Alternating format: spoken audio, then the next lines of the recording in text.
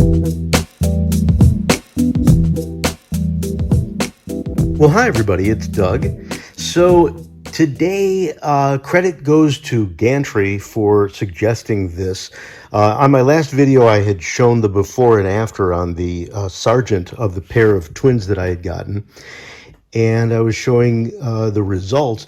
Gantry said, as a comment, is there a way you could show us the whole process sort of beginning to end? So I will do my best. I'll cut this up so that it doesn't bore the heck out of you, but let's see if we can get going, because there are some, points and tips I sort of want to show you. So let's begin with the concept.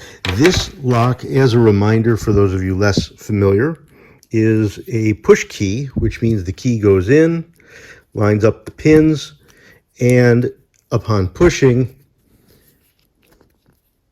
this will turn. Now, the reason it's giving me so much trouble is partly because I already started to take it apart before I found Gantry's comment recommending this video. So let's talk about what's going on inside here. Basically, you could see that the cylinder is here and it has to push upward to open up. Now, that means the plug goes down here, but why doesn't the plug just come falling right out? That's because there's a channel in the plug that narrows it, and there is a metal tab, a springy metal tab that goes across and pushes into that.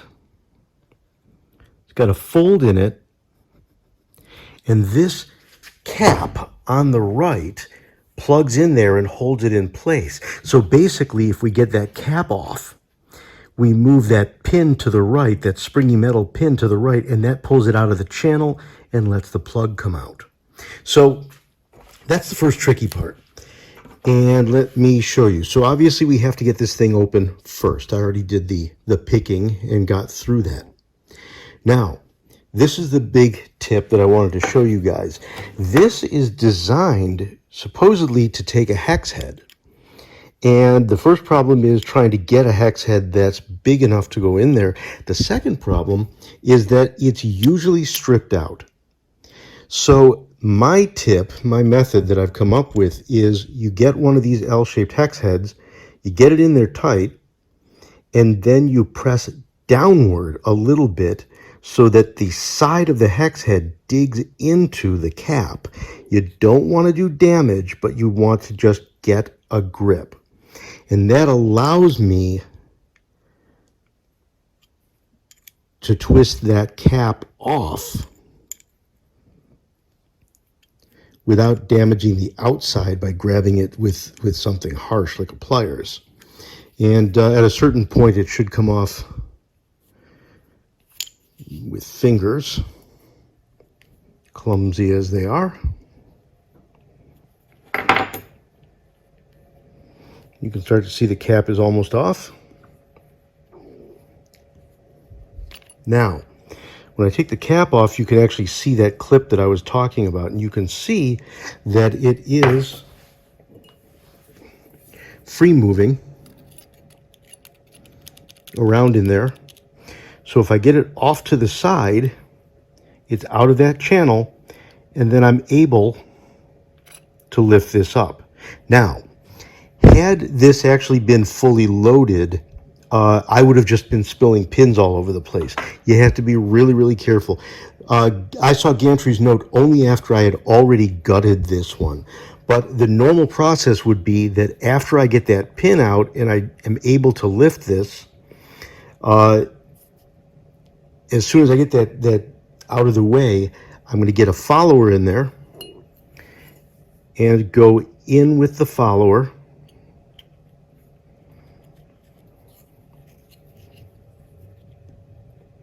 Oops, and what's happened is the pin slid back in. Okay, go in with the follower, push this out, and now of course I've got the Bible, the stuff, the key pin or driver pins caught up in the Bible. And then I would just actually pull those out the same way that I might normally gut a lock. That's something I would not want to be doing on video right now because it's clumsy. Now, when I took this apart, I actually took each of the key pins, and remember, one is over here.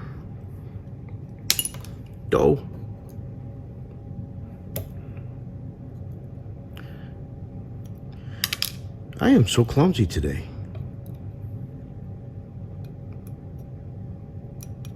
So I got each of the key pins in place and inserted the key from the other one that had already worked. And I found that that brought them right up to the shear line. Now I've only done this with 2 pins, so I'm not wasting your time, but you can kind of see how the pins come right back up to the shear line. You can also see how filthy this thing is because the pins won't even slide back down in place. That's a big thing with these sorts of locks, and sometimes I have better luck picking these older locks while they're filthy, and then once they're once they're clean, they are a big pain. So either way, there we go. I've got the pins out and I've got the key, so I don't have to worry about keeping the pins in order, even though I definitely sort of will. But now let's talk about cleanup. Once I have gotten this thing out, the body has rust. You can see there's rust there. There was some rust on the surface. There you go. And we want to get it all cleaned off. So I could work on just getting that little bit of rust off, but then I'm going to have a very uneven tone. So the solution for rust is vinegar. So what I'll do is I'll put this into a reservoir, a container, and add enough, just standard white vinegar,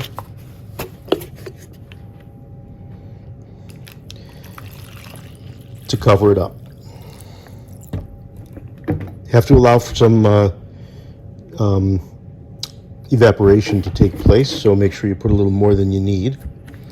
Now, the other thing that I'll do, and I'm just going to turn this temporarily so you could see it, is I usually like to lean this against the side so it sits at an angle in here.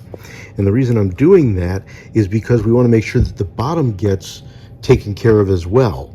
So the underside is also exposed. So we're going to take that and we're going to leave that 24 hours in order to get the rust off. And then there's still going to be some residual rust, so that's where we're going to come back with some Naval Jelly, which I'll show you as well.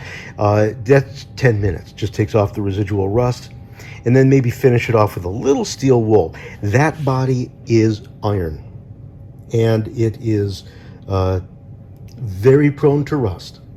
So I'll say it now, I'll say it again. We're going to end up clearing everything off, all the junk and the rust, but then I immediately need to throw some oil. And I'll just throw cooking oil on it. That's going to do perfectly fine. Now, the other thing, even though I've already immersed this, we do have to deal with gunk that got into, and I'll put this back when we're done with all this, but we do have to deal with gunk that got into the Bible. You can even see there's rust there in that chamber. So we got to deal with that gunk. And what I usually use for that is lighter fluid. That one, credit to Chris Capune for that one. I start with lighter fluid.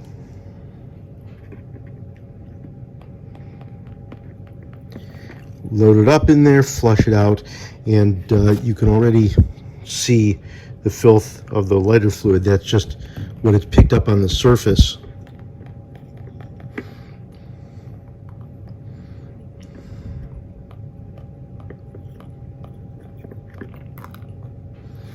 Okay, so that's been flushed out. I think I'm also going to get in there with a toothbrush.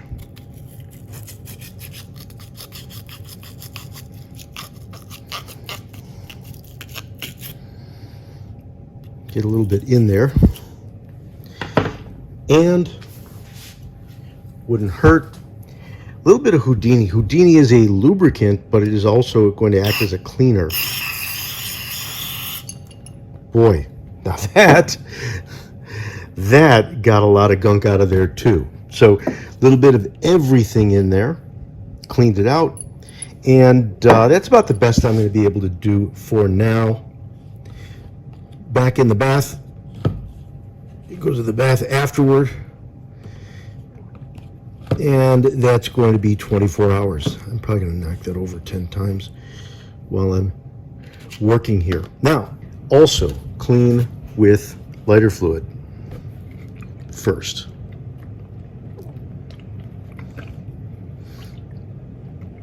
Flush it out nicely, get it in that channel where the key goes, and so on. Now, we don't want to put this in vinegar unless we have to. What you'll find,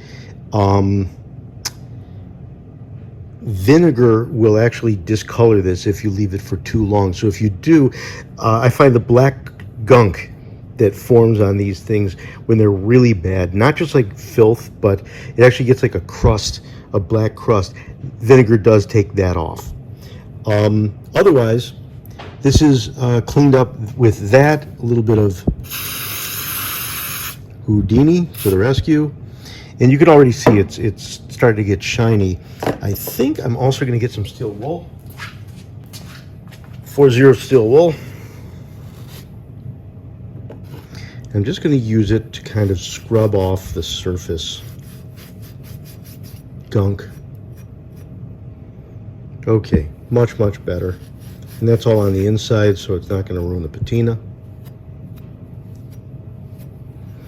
All right. Now for the pins and such. The pins and springs also very gunky. You could see how they kind of got dirtied up over the years. So these two need to get a little bit of love from lighter fluid. All very flammable, folks, so be careful how you dispose of this and use it. So, lighter fluid, they all go in.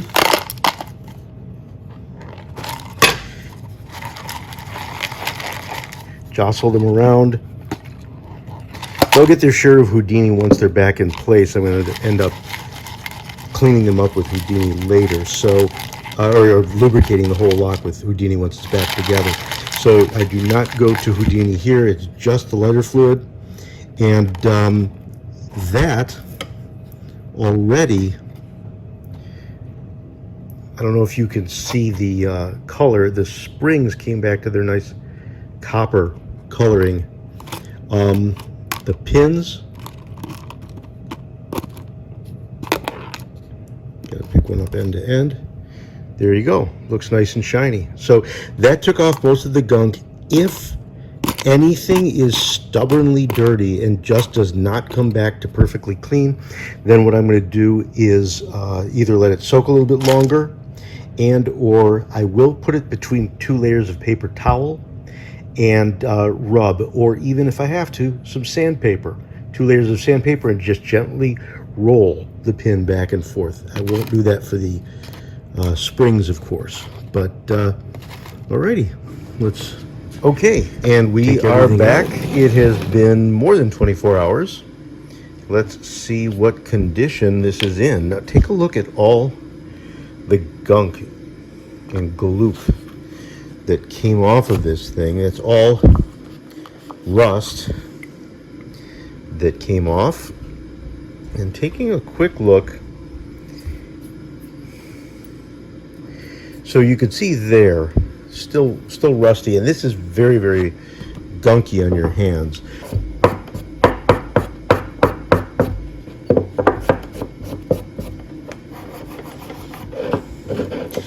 We may have just done it. It might just well be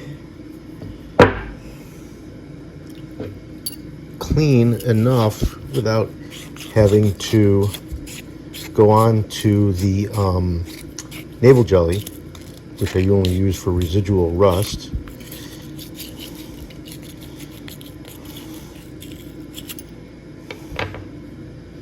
All right, let's hit it with some paper towels. Notice how gloopy and gunky my fingers get. Okay, well, I let this dry just a little bit, only a few minutes, and you can see there seems to be some rust. The color, the phone isn't quite getting the color, but all that dusty stuff that looks like dirt is actually rust sitting inside there, a little bit there on the side. So I am going to go ahead with the Naval Jelly, and there's not much to it. Basically, ooh, there we go. This is the Naval Jelly, and there is our lock. That's right, Purdy.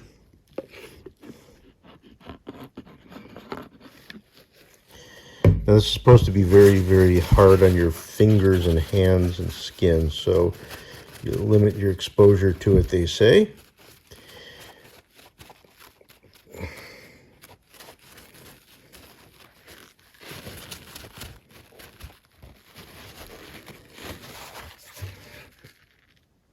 Technically, I should be wearing gloves, but I'm less cautious. Silly moron, I guess.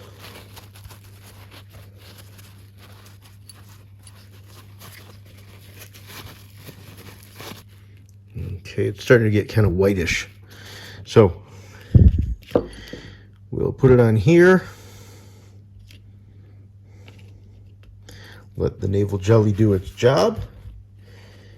And sorry for all the focus issues. We'll let the Naval Jelly do its job, and in about 10 minutes we will run it under some water. And that should do it. That should take off that residue. Okay, so I cleaned off the Naval Jelly, and it has sort of a rusty tint to it. If I really wanted to be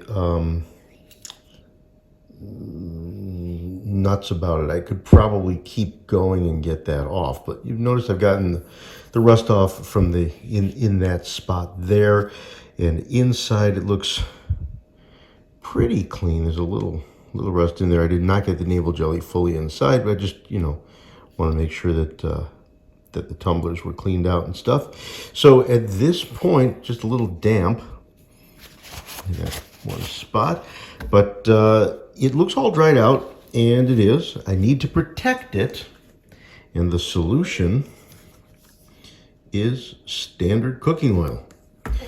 So basically,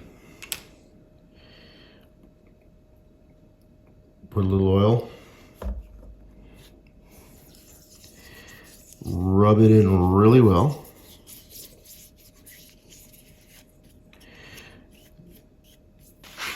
I'm not just twisting it to get it in there, but I plan to pull it straight out the other side in order to get the residue off. And then I'm going to blot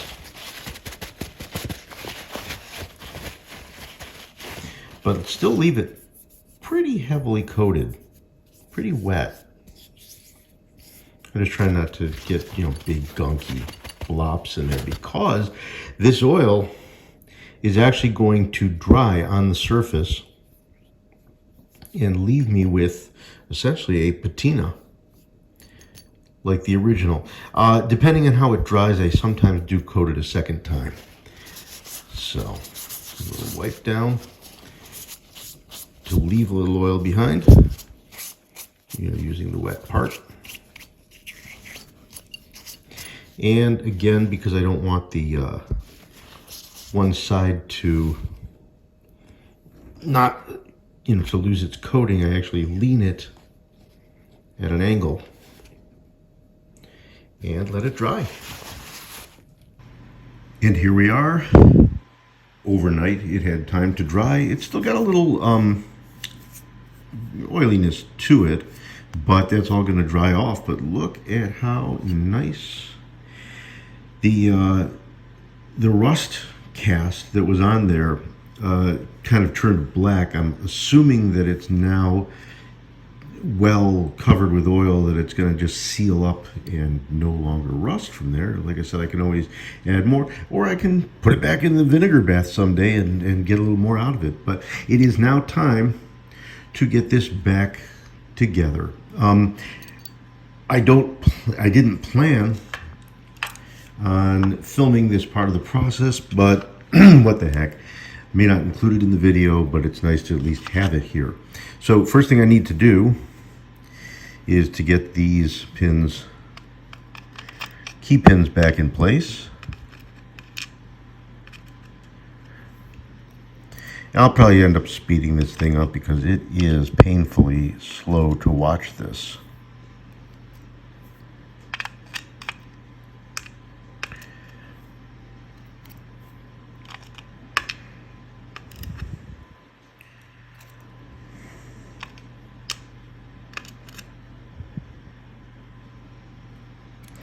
And the most important test, once you put the key pins in, you need to make sure that they actually work with the key.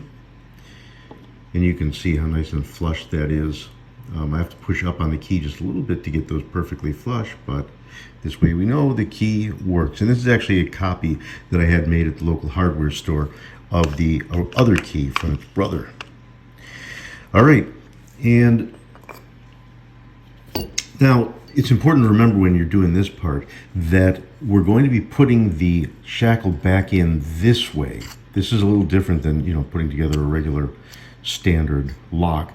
So we're going to be putting the shackle in from the top, which means we need to be ready to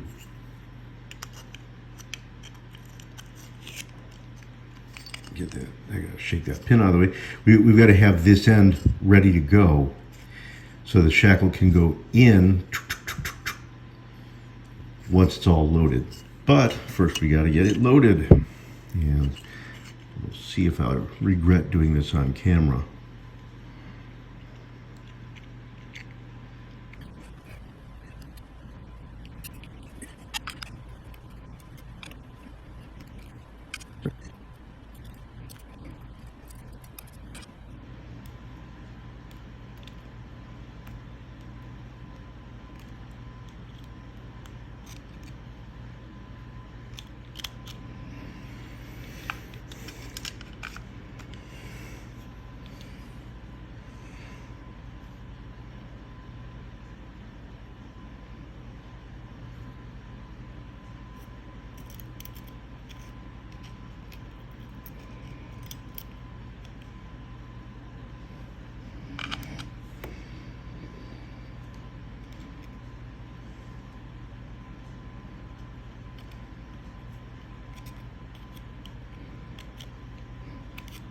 Okay, all loaded up. Time for the shackle. Now, remember that pin is in place, that slider. So I need to make sure that I get this in, and then I have to engage it in that slider and put the cap back in place. Not as easy as it sounds, and there's going to be a lot of juggling and or swearing. So here we go, and I need to make sure that I don't engage the pins in the Bible yet. I also have to watch out for this because that is likely to drop the pins.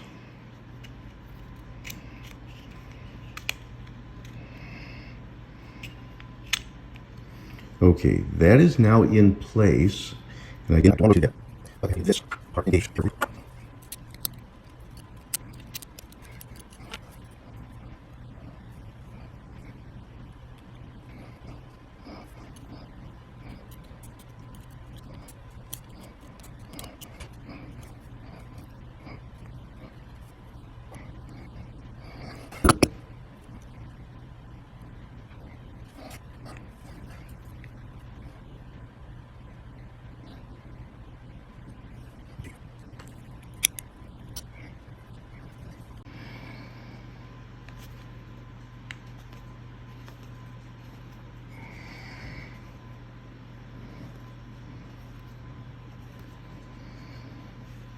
Okay. Just need All right, that. we are back and we are done. So, getting that cap in place after everything came back together is always tricky, but it's definitely harder on these locks. I found a number of times with the previous lock and then with this one, you get it in place and that cross piece, instead of going into the channel, it digs into the side and it makes it very, very hard to work. So either way, got it back together, and one more spritz of Houdini to make sure that it's all lubricated, because that is a very dry channel in there. So it is now lubricated, and the copy key works. I tried the original key, works even better, but there we go. We've got ourselves a beautiful refurbished lock and all ready to go on for another 100 years. Alrighty, thanks everybody for joining me. I will look forward to sharing more with you guys soon. Meanwhile, you take care, you stay safe and stay healthy. And if you get a chance, like, comment, subscribe. Take care.